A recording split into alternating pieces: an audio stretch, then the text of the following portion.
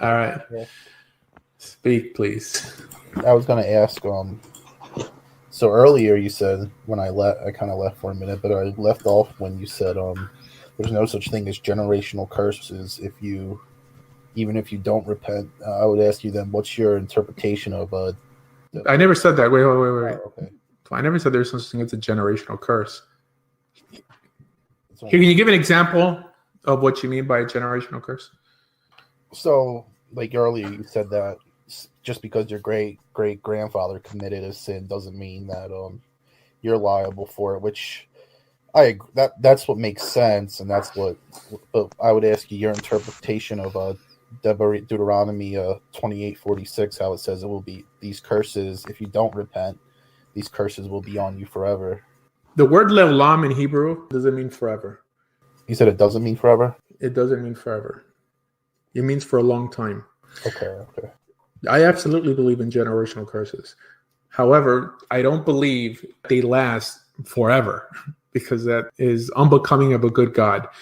The notion of forever does exist in the Torah, but not under the phrase or not under the word le'olam. When it says לדור תכם, that this you shall do for all generations, that is a pretty clear statement of forever. But the word that people translate as eternity is not forever. Now, one example of a generational curse, I remember when I was growing up, they had this notion of crack babies. This baby did nothing wrong, but he's paying for the sins of his parents. So yes, we do pay for the sins of our parents and even our grandparents. But to say that this, from a spiritual perspective, that God has a hand in this is my biggest issue with people who attack Christians, the Christian notion of vicarious atonement. Because Jews will make fun of Christians. Oh, you're so silly that you believe that someone could die for you on the cross and you in some way could benefit vicariously because of this sacrifice made for you 2,000 years ago. But do you know Jews also believe in a similar concept? Now, I don't believe in this notion, but that I'm Jewish and I'm special to God because my great-great-great-great-great-grandparents on Mount Sinai accepted the Torah and was gifted with a double Yetzer Hara and a double Neshama and all this fluff and all these embellishments that are attached to Jews by the Kabbalistic movement. It's the same idea. Now, the difference between a generational curse caused by us should not be tied into some sort of generational curse caused by God. Clear enough? Yeah, I got it. Yeah, there's a beautiful verse. I forget who said it, but I forget what book it's from. Is it Talmud or Mishnah, where it says that the convert is dearer to God than Israel, or the opinion of a rabbi. The convert is dearer to God than Israel. You know what I'm talking about? Yeah, it's in Tanchuma Lech Lecha, but it tells you why. Yeah, because Israel, with all the shaking, with the shaking. Right, like the lights and the mirrors on Mount Sinai. This is why they accepted the Torah, but the convert saw none of this, and he still came. Yeah, it's a medrash. It's a nice idea. Yeah, I'm not for elevating converts over people who are born Jewish. I just want to treat converts the same. Right when you start embellishing a status, the first thing they're going to say when they meet you is like, well, you're not so special. You're probably not a real convert. Right? And then it begins. Who converted you? Are you sure that your heart was in the right place? Just treat us the same. That's it. All right, who's next? Come on. Rabbi, hello. Good evening. Hi. How's it going? Yeah, good. This is Luis from Colombia, Rabbi. Bogota, Colombia. Yeah. Hi, everyone out there. Rabbi, I just have a lot of questions based on a lot of the things that the previous gentleman already said. One of those questions is, okay, you said that a prophet is not. I just want to pick up on some of the things that they said. So you said that no prophet is allowed by God, or no prophet is allowed by the Torah to bring in something new to the table. Let me justify that, because now we're going in a different direction. So the Rambam says that prophets are allowed to introduce something temporarily, in case you're trying to tie in what Eliyahu did in Carmel. Yeah, that's what I want. Yeah, that's what I want to ask you.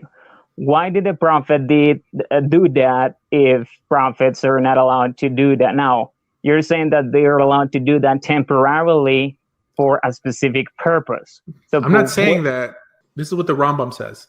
I haven't tied it directly to the Talmud, which is why I'm not going to say the Talmud says it, because I've gotten burned too many times saying that only because the Rambam says that it must be in the Talmud. But this is what the Rambam says. He writes this in his Hakdama to his Parsha Mishnayot regarding prophecy, that they're allowed to bring something new to the table temporarily. They could even halt a mitzvah temporarily, but they can't make any permanent changes to the Torah. All right. But where is that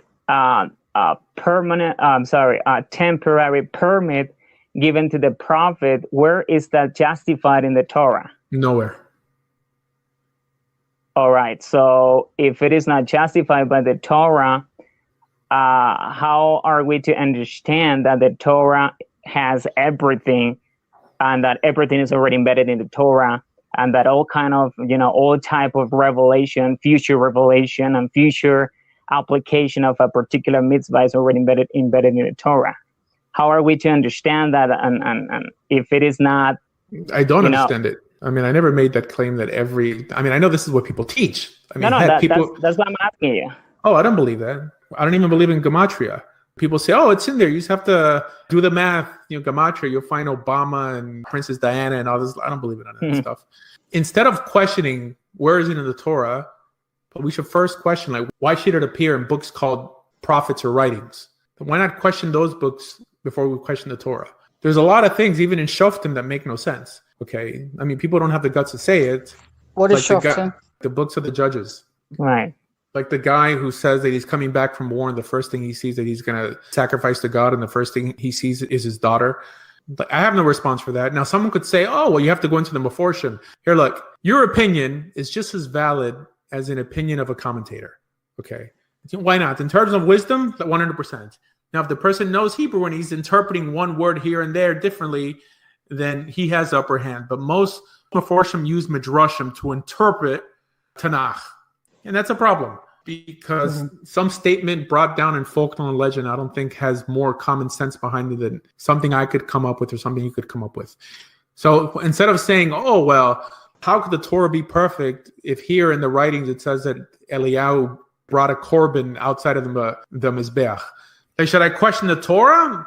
Or no, what I've heard other people say that the prophet, in this case Eliyahu, did that is because when the purpose behind that action is, what the prophet actually wants to do is to bring honor to God by doing what he's about to do, then he's allowed to do that temporarily.